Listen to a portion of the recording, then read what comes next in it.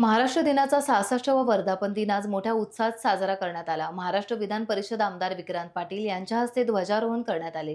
यावेळी तहसीलदार अभय चव्हाण, निवासी नायब तहसीलदार सुधाकर राठोड, नायब तहसीलदार विकास पवार यांच्यासह ॲडव्होकेट राजेंद्र येरुणकर, खालापूर नगर पंचायत उपनगराध्यक्ष संतोष जंगम, राजीव मुळेकर, पोलीस निरीक्षक सचिन पवार, हेल्प फाउंडेशनचे गुरुनाथ साठेलकर यांच्यासह विविध क्षेत्रातील मान्यवर, शासकीय अधिकारी, कर्मचारी आणि ग्रामस्थ मोठ्या संख्येने उपस्थित होते।